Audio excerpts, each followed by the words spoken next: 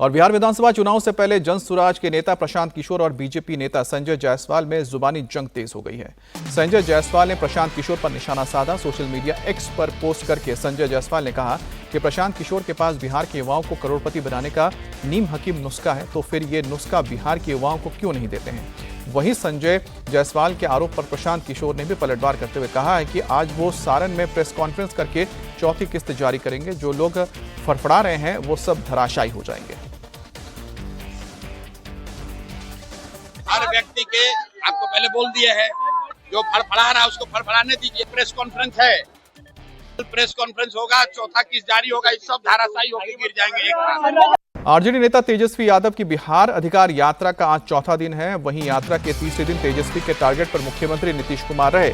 तेजस्वी ने कहा कि नीतीश कुमार के राज में करप्शन चरम पर है, क्राइम के सारे रिकॉर्ड टूट रहे हैं। नीतीश राज में करप्शन और क्राइम को सरकार का संरक्षण मिला हुआ है। इस बार के चुनाव में बिहार से नीतीश कुमार की विदाई जरूरी है। इस बार बदलाव लाना है कि नहीं लाना है? आने वाले चुनाव में सरकार को बदलना है ना? आप लोग सब लोग तैयार है ना? थाना चले जाइए, ब्लॉक चले जाइए, घूसखोरी बढ़ी है कि नहीं बढ़ी है? बिना कोई घूस दिए कोई काम नहीं हो रहा। इसलिए आप सब लोगों के बीच हम लोग आए हैं एक बेहतर बिहार बनाने के लिए, एक नया बिहार बनाने के लिए। ये सरकार आप देखिएगा पूरी तरीके से जो है बिहार की जनता को, बिहार के खजाने को लूटने का काम कर रही है। तो लालटेन खिलेगा ना फिर से?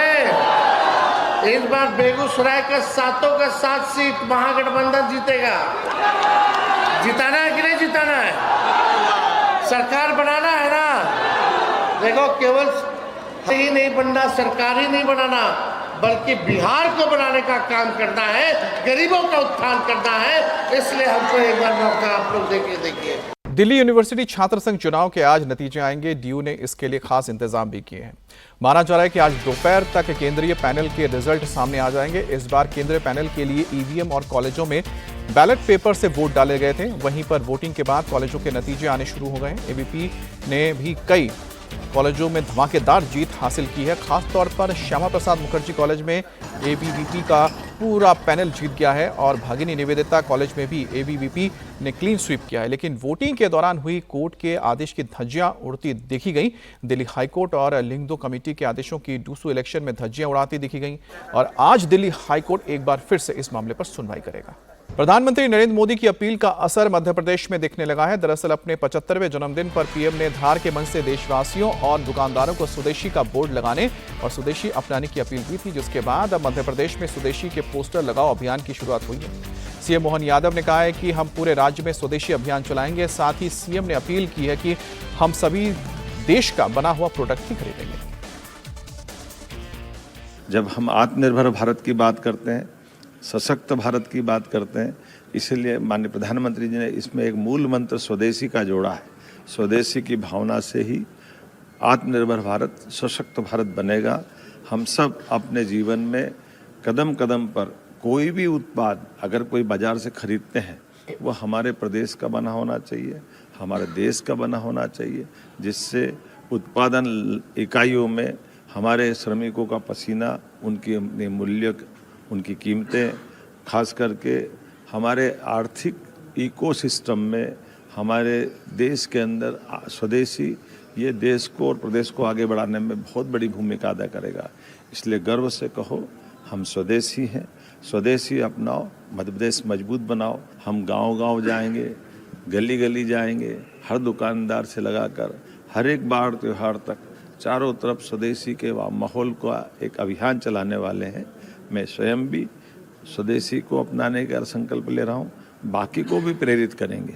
आइए अपने जीवन में उसका उपयोग करें, तो उसका स्वदेशी होना हम सबके लिए बेहतर होगा।